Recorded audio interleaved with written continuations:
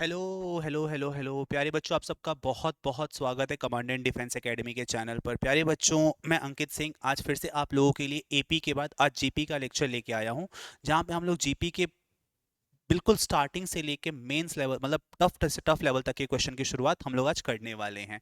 आज की क्लास के बाद आपको जीपी की बेसिक्स में कोई भी प्रॉब्लम नहीं होने वाली है, तो अपनी कॉपी और किताब लेके बैठ जाइए। आज की क्लास हम लोग शुरू करने वाले हैं। चलिए, देखो बच्चों, जीपी क्या होता है। जीपी की फुल फॉर्म होती है हमारे पास geometric geometric progression. Geometric progression geometric progression में क्या होता है, इससे पहले की क्लास में मैंने आप लोगों को डिफाइन किया था कि हमारे पास सीक्वेंस, सीरीज और प्रोग्रेशन में क्या फर्क होता है। उसी सीरीज में आज हम लोग ज्योमेट्रिक प्रोग्रेशन देखने वाले हैं। अगर आप लोगों को याद हो, हम लोगों ने एपी के कंसेप्ट में ये सीखा था कि एपी में हमारे पास जो नंबर्स होते हैं ना बच्चा लोग, उसमें क्या होता है, हमारे पास एक कॉमन नंबर ऐड होता हुआ चला जाता है। जैसे 5, 5 के बाद 8, 8 के बाद 11, 11 के बाद 14 एंड सो ऑन। देख रहे हो, हर एक बार 3 3 3 ऐड होता रहता है। सेम जीपी के केस में क्या होता है, हमारे पास एक नंबर हमारे पास एक नंबर जैसे हमने ले लिया लेट्स से 5, तो 5 के बाद अगला नंबर 15, फिर 45, फिर 135 एंड सो ऑन। इस तरीके से एक कांस्टेंट नंबर हमारे पास इसमें मल्टीप्लाई होता रहता है, मल्टीप्लाई होता रहता है। तो एपी में क्या होता है, एक कॉमन नंबर प्लस या फिर इन केस माइनस भी हो सकता है, और जीपी में हमारे पास एक कॉमन नंबर मल्टीप्लाई या डिवाइड कंटिन्यूअसली होता रहता है। ठीक है, देखिए, अगर मैं आप लोगों को बोलूं कि आज की क्लास में हम लोग क्या डिस्कशन करने वाले हैं, तो आज की क्लास में हम लोग जीपी के पहले के बिल्कुल बेसिक प्रॉब्लम सॉल्व करेंगे और उसमें कुछ नंबर ऑफ टर्म से रिलेटेड प्रॉब्लम्स को डील करने वाले हैं। देखो, जैसे अगर मैं तुम लोगों को बोलूं, हमारे पास एपी में फर्स्ट टर्म को हम क्या कहते थे, ए, और यहाँ पे एपी में हमारे पास एक होता था कॉमन डिफरेंस। ठीक है ना, जैसे मान के चलो मैंने नंबर लिखा था 5, 8, 11, 14, तो आप लोगों को याद होगा ए को हम लोग बोलते थे फर्स्ट टर्म, और डी निकालते थे कैसे, T2 माइनस T1। वहां जो काम प्लस माइनस में होता था, जीपी में वही काम मल्टीप्लाई और डिवाइड में होगा। तो बच्चा लोग, जैसे मान के चले, मैंने नंबर लिखा 5, 15, 45, 135 एंड सो ऑन। क्लियर है। देखो, यहाँ पे हमारे पास फर्स्ट टर्म को क्या कहा जाएगा, ए। ठीक है ना, यहाँ पे कॉमन डिफरेंस नहीं होता, यहाँ पे होता है आर, जिसे हम लोग बोलते हैं कॉमन रेशो। यहाँ पे हम लोग आर को क्या बोलते हैं, कॉमन रेशो। देखो, कॉमन रेशो में हमारे पास जो टर्म होती है, इसे हम लोग लिखते हैं, इसे हम लोग निकालते हैं T2 बाय T1 से। किससे निकालते हैं, T2 बाय T1 से। वहां पे हमने T2 माइनस T1 किया था, यहाँ पे हम T2 बाय T1 करेंगे। देखो, टर्म सेकंड क्या है 15 और T2 क्या है 5, तो जैसे आप इन दोनों को डिवाइड करोगे आपको कॉमन रेशो मिल जाएगा। आपको क्या मिल जाएगा, कॉमन रेशो। देखो, ये टर्म ए, ये टर्म क्या है, 5 इंटू 3, 5 इंटू 3 यानी ए इंटू आर। ये टर्म क्या है, 5 इंटू 9 यानी कि ए इंटू आर स्क्वायर। ये टर्म क्या है, 5 इंटू सॉरी 5 इंटू 27 यानी कि ए आर क्यूब। यानी कि हम लोगों का जो फर्स्ट टर्म है वो है ए, सेकंड टर्म क्या है ए आर, थर्ड टर्म क्या है ए आर स्क्वायर, और फोर्थ टर्म क्या है ए आर क्यूब। यानी कि इस सीरीज में जो हमारा nth टर्म आ रहा है बच्चा लोग, वो क्या आ रहा है, ए आर की पावर n माइनस वन, ए आर की पावर n माइनस वन। यही हमारे जीपी में nth टर्म का फॉर्मूला होता है। जैसे कि अगर आप लोग एपी से कंपेयर करोगे, तो एपी में क्या था, a plus n minus one D.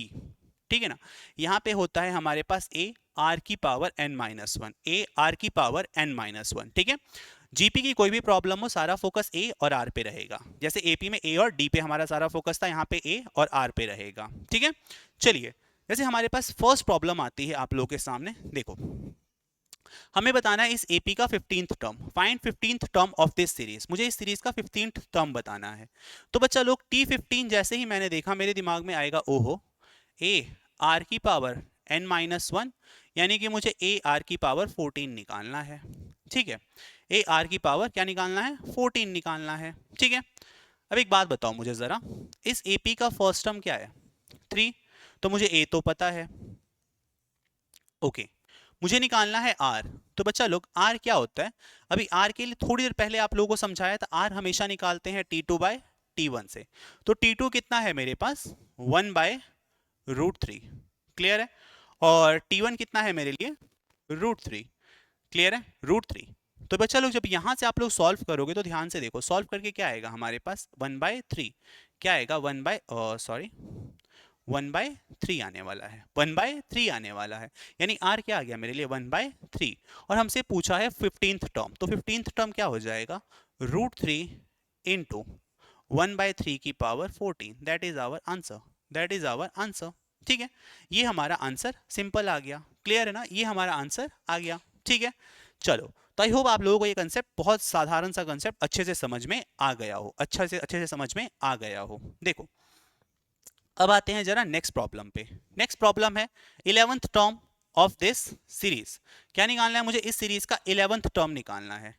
11th term कोई टेंशन नहीं, हमारे लिए क्या है T11 का मतलब क्या हो जाएगा ए आर की पावर 11 माइनस 1 10। ठीक है, हमारे पास ए फिर से क्या है, इस बार ए आ गया आप लोगों के लिए, सॉरी 1/√2, ए की वैल्यू क्या है 1/√2, और r कितना है हमारा, r निकालने के लिए हम फिर से T2/T1 -2/1/√2, और ये क्या हो गया -2√2, -2√2। ठीक है ना, ये आ गया हमारे लिए r, ये आ गया हमारे लिए r। अब a और r आते ही हमारे पास क्वेश्चन क्या हो जाएगा, a की वैल्यू 1/√2 और r की पावर -2√2, सॉरी -2√2 की पावर 10, ये आ गया हमारा T11, ये आ गया हमारे लिए T11। बात समझ में आई, ये आ गया हमारे लिए T11। ठीक है ना, इससे हमारा ये क्वेश्चन बहुत आराम से, बहुत आसानी से सॉल्व हो सकता है। ठीक है, तो ए और आर की प्रॉब्लम सारी की सारी है। ठीक है, चलो अब नेक्स्ट क्वेश्चन पे आते हैं। जैसे क्वेश्चन नंबर 3 है, 6th term from the end, 6th term from the end of this sequence निकालना है कि मुझे इस सीक्वेंस का 6th टर्म एंड से बताना है। तो बच्चा लोग ध्यान से देखो, सबसे पहले हम लोग ए से शुरुआत करेंगे। देखो अगर मुझे T6 निकालना होता ना तो हम लोग ए आर की पावर 5 कर देते सिंपली, लेकिन यहाँ पे क्या हो रहा है, हमें एंड से आना है, हमें क्या करना है एंड से आना है।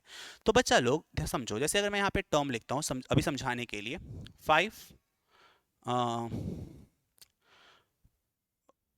4 8 16 32 64 128 256 एंड 512, मैंने ये कुछ टर्म्स लिखे।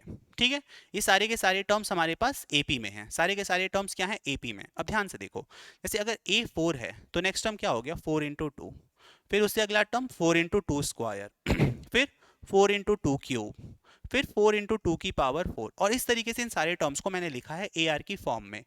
लेकिन जब मुझे अब सीरीज में वापस आना है, मुझे अब एंड से इन टर्म्स की बात करनी है, मुझे क्या करनी है एंड से इन टर्म्स की बात करनी है। तो ध्यान से देखो, यहां से ना जो मैंने r निकाला था ना T2/T1 कितना आया था 8/4, कितना आया था 2। तो जब मैं एंड से बात करने जाऊंगा ना इस सीरीज में, तो ध्यान से देखो 512, उसका पिछला टर्म क्या हो जाएगा, देखो यहाँ पे सीरीज में था ए, यहाँ पे क्या था आर, और यहाँ पे सीरीज में किस तरीके से वर्क करेगा, वो 1/2 की फॉर्म में वर्क करेगा। किस फॉर्म में वर्क करेगा 1/2 की फॉर्म में वर्क करेगा, और 2 से सॉल्व करोगे तो कितना आ जाएगा 256, जो कि यहाँ पे है।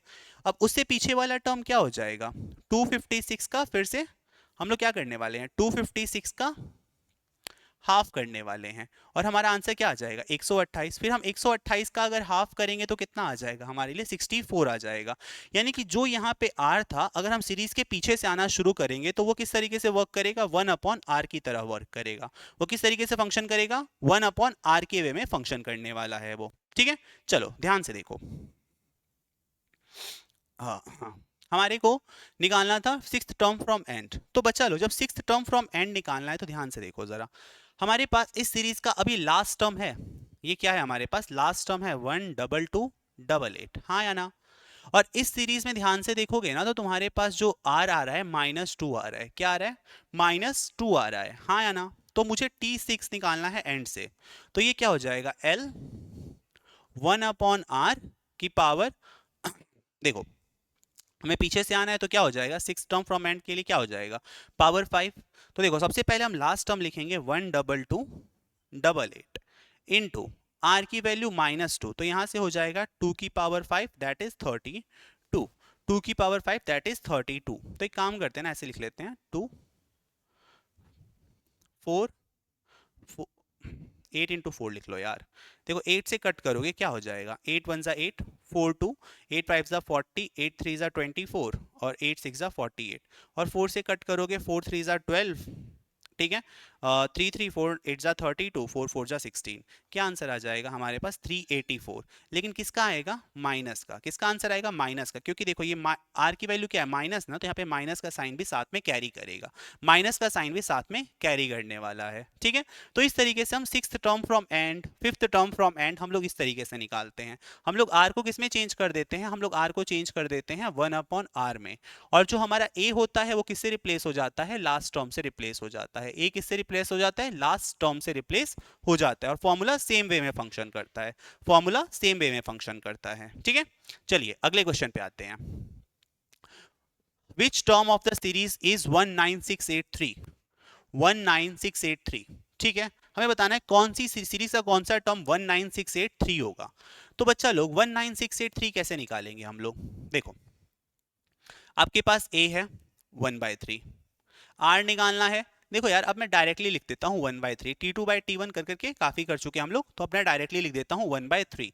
अगर मुझे a और r मिल गया तो बताओ जरा, हमें निकालना है 19683 कौन सा टर्म होगा सीरीज का। फॉर्मूला देखो, a r की पावर n-1, इस तरीके से लिखेंगे हम लोग। ध्यान से देखो, 3 से इसे डिवाइड कर दूं, 3 6 जा 18, 1 6 3 5 जा 3 6 जा 1, ठीक है, ये हो जाएगा। तो ध्यान से देखो जरा 3 की पावर n-1 की पावर हो गई 2561, 25 सॉरी 6561, माय बैड, 6561, ठीक है, 6561।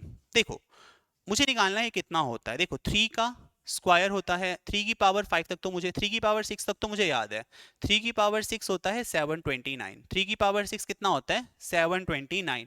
और देखो ये 729 के 9 टाइम्स आएगा, आई थिंक ये कितने टाइम्स आएगा, 9 टाइम्स, 9 9 सा 81, कैरी गया 8, 18 और 26 कैरी गया 2, 63 और 2 65, हाँ या ना। तो ये कितना है हमारे पास, इसे हम लिख सकते हैं 3 की पावर 8, क्या लिख सकते हैं 3 की पावर 8। और जैसे हमें 3 की पावर 8 मिला, 3 की पावर 8 का मतलब n-1 की वैल्यू हमारे लिए कितनी हो जाएगी 8, और n की वैल्यू कितनी हो गई 9, n की वैल्यू कितनी हो गई हमारे लिए 9, और ये हमारे लिए 9th टर्म हो गया इस सीरीज का, 9th टर्म हो गया हमारे लिए इस सीरीज का, ठीक है। देखिए बहुत ही सिंपल क्वेश्चन था, आराम से आप लोग कर सकते हो, ठीक है। चलो अब अगले क्वेश्चन पे चलते हैं। देखिए ये क्वेश्चन आप लोगों के होमवर्क के लिए छोड़ रहा हूँ, इस क्वेश्चन पे आते हैं। ओके देखो क्वेश्चन में दिया गया है हमारे पास कि A B C are in A P, A B C किस में है, ए पी में है। तो हमसे पूछा गया था 10 ए एक्स की प्लस 10, 10 बी एक्स प्लस 10 और 10 की power C X plus 10 are in, ये सीरीज किस में होगा। देखो हमें ए पी का मतलब तो सिर्फ एक ही चीज पता है, ए पी का मतलब मेरे को सिर्फ एक ही चीज पता है कि सर 2b इक्वल टू क्या होने वाला है, ए प्लस सी, ये कंफर्म है सर, हाँ या ना। मुझसे पूछा गया जो ये टर्म्स हैं ये जीपी में है, एचपी में है, एपी में है, किस में है, ठीक है। तो सबसे पहले हम जीपी के लिए टेस्ट करते हैं। अरे जीपी के लिए क्या टेस्ट होता है, देखो बच्चा लोग जीपी के लिए क्या होता है ना, जैसे मान के चलो हमने टर्म लिए 5 15 45, तो देखो जब भी जीपी का टेस्ट करोगे ना आप लोग, T2 अपॉन T1 किसके बराबर आएगा, T3 अपॉन T2 के, यानी जो R का रेशो होता है ना वो सेम होता है, R का रेशो क्या होता है, सेम होता है। तो यहां से देखो 15/5 3, और यहां से 45/15 कितना आया आंसर 3, क्लियर है ना, कितना आया आंसर 3 आया। अच्छा इसके अलावा दूसरा, अब इसी को ना लिखने का तरीका क्या होता है ना, कि अगर हमारे पास ए बी सी तीन टर्म्स हैं, ए बी सी तीन टर्म्स हैं, तो मैं क्या बोल रहा था, मैंने बोला b अपॉन ए किसके बराबर होगा, c अपॉन बी के, और यहां से बी स्क्वायर की वैल्यू क्या आने वाली है, ए सी, बी स्क्वायर की वैल्यू क्या आने वाली है, ए सी, क्लियर है ना। अब देखो अगर मान के चलो ये जीपी में हुए, मान के चलो ये जीपी में हुए, तो क्या होगा 10 बी एक्स प्लस 10 का होल स्क्वायर क्या बराबर होगा 10 सी X plus 10 into 10 A X plus 10 के, ये क्वेश्चन है, हाँ या ना। तो देखो यहां से मतलब क्या हो जाएगा, ये हो जाएगा 10 की power 2 times of B X plus 10 equal to, यहां से हो जाएगा 10 की power C X plus 10 plus A X plus 10। अब चलो देखो दोनों का बेस सेम है, दोनों का बेस सेम है, तो यानी कि 2 B X plus 20 is equals to C X plus A X plus 20। देखो 20 से 20 कैंसिल, x तीनों में कॉमन है, कैंसिल हो जाएगा। और यहां से क्या आ गया, two B equal to C plus A, जो कि मेरी इनिशियल कंडीशन थी क्या, जो कि मेरी इनिशियल कंडीशन थी क्या। तो यानी कि ये क्या है, ये एक जीपी है, ये सीरीज क्या है, एक जीपी है, ज्योमेट्रिक प्रोग्रेशन है। इस तरीके से हम इस क्वेश्चन को कर सकते थे, इस तरीके से हम लोग इस क्वेश्चन को कर सकते थे। ठीक है,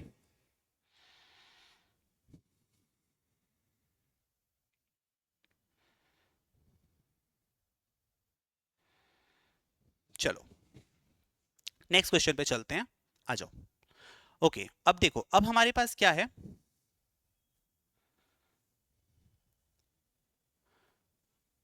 assuming the terms of a GP, assuming the terms of GP. अगर मुझे जीपी के टर्म्स एज्यूम करने पड़े, मान के चलो तीन टर्म्स हुए, तो मुझे जीपी में क्या लेनी है, अगर तीन टर्म्स हुए तो आप लोग लोगे A R, A upon R, A और ए आर। अगर फोर टर्म्स हुए तो A upon R cube, A upon R, A R और ए आर क्यूब। अगर पांच टर्म्स हुए मेरे पास तो ए R square, A R, A R और ए आर स्क्वायर। इस तरीके से हम पांच टर्म्स लेंगे, ठीक है ना, जीपी में। चलो अब पहले क्वेश्चन पे आते हैं। देखो जीबी में अगर टर्म्स एज्यूम करने हैं तो इस तरीके से हम एज्यूम करते हैं। पहला क्वेश्चन है हमारे पास, if the sum of the first two terms of a GP is -4, sum of first two terms of a gp is -4, fifth term is 4 times the third term, find the gp, find the gp। चलो अब एक बात बताओ यार, सम of first two terms दिया हुआ है हमारे पास जीपी में, यानी कि ए और ए आर, इन दोनों का सम तो दे दिया इसने, कितना दिया है, -4। चलो कितना दिया है, -4। फिफ्थ टर्म का मतलब होता है ए आर की पावर 4, इज का मतलब equal to 4 times the third term, 4 times A R square. Clear है, यही दिया हुआ है हमारे पास, और हमसे बोला है हमें जीपी बतानी है। जीपी का मतलब मुझे ए और आर पता करना है। तो यार एक बात बताओ जरा मुझे, तुम लोग सिंपली इस ए से ये ए कैंसिल कर दोगे, आर स्क्वायर से डिवाइड करोगे, आर स्क्वायर की वैल्यू 4, आर की वैल्यू +-2, आर की वैल्यू +-2। अगर आर की वैल्यू +-2 आ गई हमारे लिए, तो यहां से ए कॉमन, 1 प्लस आर की वैल्यू -4 है, हाँ या ना। देखो अगर मैं इस सीरीज में एक बार आर को मैं लेता हूं, यहाँ पे आर को लेता हूं +1 और एक बार मैं लूंगा आर को -1, ठीक है ना। अगर मैं आर को +1 लेता हूं तो 1 + 1 2, ए की वैल्यू -2, ए की वैल्यू -2, ठीक है। और अगर आर को लेता हूं मैं -1, आर को क्या लेता हूं मैं -1, अगर आर को मैं -1 लूंगा तो हमारे पास ये टर्म क्या हो जाए, oh sorry sorry sorry, R की वैल्यू +2 है, आर की वैल्यू 2 लेता हूं मैं, आर की वैल्यू 2 लेता हूं तो ये कितना हो जाएगा हमारे लिए, आर की वैल्यू 2 दे रखी है, माय बैड, आर की वैल्यू मैं प्लस में ले रहा हूं, यहाँ पे प्लस में। तो ए की वैल्यू क्या आ गई, -4/3, -4/3। और अगर आर की वैल्यू -2 लेता हूं मैं, यहाँ पे क्या लेता हूं, -2। तो अगर -2 लोगे तो यहाँ से ए की वैल्यू क्या आ रही है मेरे पास, -4 आ जाएगी, -2 की वजह से +4 आ जाएगी, क्या आ जाएगी, +4, क्योंकि 1 - 2 -1, माइनस माइनस कैंसिल, ए की वैल्यू 4। और अगर ए की वैल्यू 4, तो अगर प्लस वाली जीपी बनाए हम तो ये हो जाएगा -4/3। अगला टर्म क्या होगा हमारे पास, 8 उसके अलावा हमारे पास हो जाएगा -16/3 एंड सो ऑन, ठीक है। और अगर मैं उससे ही जीपी बनाऊं, नेगेटिव वाले टर्म्स के साथ जीपी बनाऊं, तो ए की वैल्यू 4, फिर -8, फिर 16 एंड सो ऑन, ठीक है। ऐसा कुछ रहेगा, ऐसा कुछ रहने वाला है, ठीक है। चलो तो दो तरीके से जीपी बनने वाली है, हमारी जीपी दो तरीके से बनने वाली है, ठीक है। चलो नेक्स्ट क्वेश्चन पे आते हैं, आ जाओ। देखो क्वेश्चन क्या दिया हुआ है, sum of three terms of a GP, sum of three terms of a GP is 13/12 and their product is -1, find the number। यार एक बात बताओ, अभी तुम लोगों को बताया सिंपली, अगर मेरे पास तीन टर्म्स हैं तो वो तीन टर्म्स मुझे क्या क्या लेनी है, sir A upon R, A और ए आर। सर इसकी वैल्यू दे रखी है 13/12, हाँ या ना, और उनका प्रोडक्ट कितना दे रखा है, -1, यानी कि A upon R into A, into A R, इसकी वैल्यू दे रखी है -1। देखो आर से आर कैंसिल, ए क्यूब की वैल्यू -1, तो यहाँ से ए की वैल्यू भी कितनी आ जाएगी -1। ए की वैल्यू कितनी आ गई -1। अगर ए की वैल्यू -1 है बच्चा, तो -1 अपॉन आर, -1 और माइनस आर, इसकी वैल्यू 13/12। क्लियर है ना? देखो इस आर को उधर, इस वन को उधर भेजो। अगर मैं इस वन को उधर भेजता हूं तो -1 अपॉन आर माइनस आर, ये उधर जाके +1 हो जाएगा और ये कितना हो जाएगा 25/12। 25/12। ठीक है, चलो आ जाओ, एलसीएम लो जरा। एलसीएम लेंगे तो ये कितना हो जाएगा हमारे पास हाँ, चलो एलसीएम लेते हैं फटाफट। तो यहाँ से एलसीएम ले लो भाई, -1 और -r² upon r is equals to 25/12। तो ये हो जाएगा हमारे पास 12r² plus 25r plus 12 equals to 0। हाँ या ना? और यहाँ से आप लोग सॉल्व करोगे, 12r² plus 16r plus 9r plus 12 equal to 0। और यहाँ से हमारे पास r आ जाएगा। यहाँ से हमारे पास सॉल्व कर सकते हो आराम से, 4 common 3r², sorry 4r common 3r plus 4 plus 3 common 3r plus 4 equal to 0। यहाँ से r की वैल्यू आ गई -4/3 और माइनस के 3/4। दो बार r आ जाएंगे, a और r रख देंगे, क्वेश्चन डन है। a और r रख देंगे, क्वेश्चन डन है। ठीक है, a और r रख देंगे, क्वेश्चन डन है हमारे पास। हाँ या ना? ठीक है, चलो तो इस तरीके से क्वेश्चन करना होता है। अब देखो इसमें तुम लोग सोचो ये कोई शॉर्टकट क्यों नहीं होता। ऐसे क्वेश्चन को हम लोग बेसिक अप्रोच से ही करना ज़्यादा सही रहता है हमारे लिए। ठीक है, अभी हम लोग बेसिक कंसेप्ट पे ही सीख रहे हैं ताकि आपको एग्जाम में आगे चल के जब मैं पीवाईक्यूज कराऊं तो वहां कोई प्रॉब्लम ना आए। देखो, फाइंड 3 नंबर्स इन जीपी। मुझे जीपी के 3 नंबर चाहिए जिनका प्रोडक्ट कितना है 216। 3 नंबर आते हैं हमारे दिमाग में, ए अपॉन आर, ए आर, इसकी वैल्यू दे रखी है 216। तो यानी आर से आर कैंसिल, ए क्यूब की वैल्यू 216 और ए कितना आ गया मेरे लिए 6। क्वेश्चन ए आ गया। अब हमें आर चाहिए, sum of their products in pairs, in pairs, यानी कि A upon R into A R plus A into A R plus A into A by R, इसकी वैल्यू कितनी दे रखी है 156। ठीक है, चलो देखो आर से R cancel, a² plus a² R plus a² upon R equal to 156। हाँ या ना?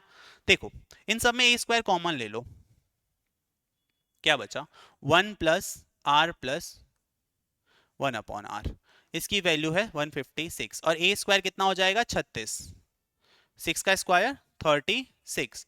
देखो 6 से कैंसिल करोगे 6 6 2 12 और 3 6 6 36। हाँ या ना? तो देखो यहां से आ जाएगा हमारे पास r प्लस 1 अपॉन आर की वैल्यू 26/6 यानी 13/3 माइनस 1 यानी कि 10/3। यहां से कितना हो जाएगा 10/3। क्लियर? अब देखो इसको सॉल्व करने की बजाय, हाँ देखो एक तो तरीका ये है कि मैं इसे यहाँ पे ऐसे लिख लूँ 3 प्लस 1/3 और यहाँ से मैं r को कंपेयर कर लूँ। मैं यहाँ से क्या कर लूँ, r को कंपेयर कर लूँ। ठीक है ना, r को कंपेयर करके r को 3 मान लूँ। बट हमेशा एक चीज ध्यान रखना, कभी भी ऐसा क्वेश्चन आएगा ना, हमेशा r की दो वैल्यूज आती हैं। r की दो वैल्यूज आती हैं जिसमें से एक पक्का 3 होगा, बट दूसरा मुझे फिर से क्वाड्रेटिक इक्वेशन सॉल्व करके निकालना पड़ेगा। मुझे फिर से दूसरा क्वाड्रेटिक इक्वेशन सॉल्व करके निकालना ही पड़ेगा। ठीक है, चलो आप लोग आराम से कर सकते हो उसे। ठीक है, चलो नेक्स्ट क्वेश्चन पे आते हैं प्यारे बच्चों। देखो नेक्स्ट है,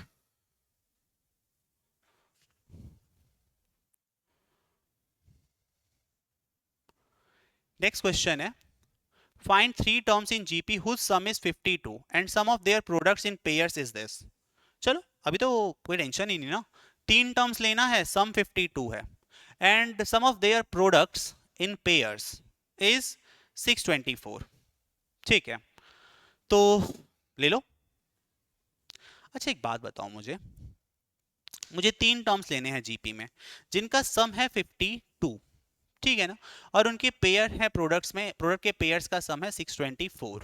चलो अगर मैं यहाँ पे एक बार के लिए क्वेश्चन को ऐसे एज्यूम करूं, a plus A R plus A R square, इसकी वैल्यू कितनी आ रही है 52 and sum of their a into A square, इन दोनों का प्रोडक्ट करोगे a² r इसको करोगे ए स्क्वायर आर स्क्वायर और इन दोनों को करोगे ए स्क्वायर आर क्यूब। तो इसकी वैल्यू दे रखी है हमारे पास कितनी, 624। 624 ठीक है। चलो देखो, अगर मैं यहां से नहीं कुछ नहीं होने वाला बस, चलो इससे करोगे तो ए और आर में एलिमिनेशन नहीं हो सकता। चलो तीन टर्म्स हैं A upon R, A R, इनका सम दे रखा है 52 और sum of product in pairs. तो ध्यान से देखो जरा, A upon R into A plus A upon R into A R plus A into A R, A into A R, इसकी वैल्यू दे रखी है 624। तो मैं आप लोगों को अभी ऐसा क्वेश्चन सॉल्व करा चुका हूं, तो आप लोग आराम से इस क्वेश्चन को कर सकते हो। ठीक है, चलो ये इजी है। आ जाओ इधर चलते हैं अब हम लोग नेक्स्ट क्वेश्चन की तरफ, आ जाओ।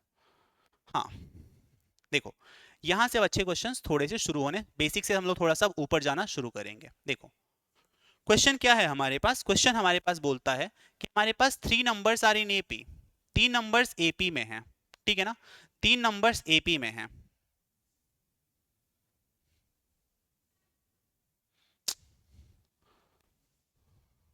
आ जाओ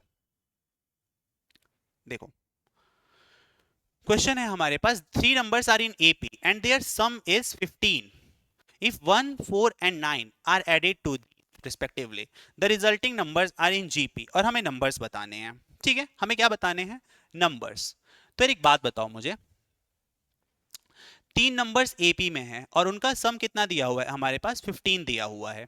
तो अगर मुझे 3 नंबर्स एपी में है तो हमें पता है एक नंबर अगर ए होगा तो हमारे पास एक नंबर ए माइनस डी होगा और एक नंबर क्या हो जाएगा, ए प्लस डी, हाँ या ना। और इन सबका सम दिया हुआ है 15। तो देखो डी से डी कट गया और यहां से 3a की वैल्यू क्या आ गई, 15, और a की वैल्यू क्या आ जाएगी मेरे लिए 5, यानी फर्स्ट टर्म तो मुझे मिल गया। बोला गया कि अगर हम इनमें ना पहले में 1, दूसरे में 4 और तीसरे में 19 ऐड कर दें तो हमें क्या मिलने वाला है, resulting numbers are in GP. तो हमें बताना है नंबर्स। तो एक बात बताओ यार, पहले मुझे कितना ऐड करने की जरूरत है, 1।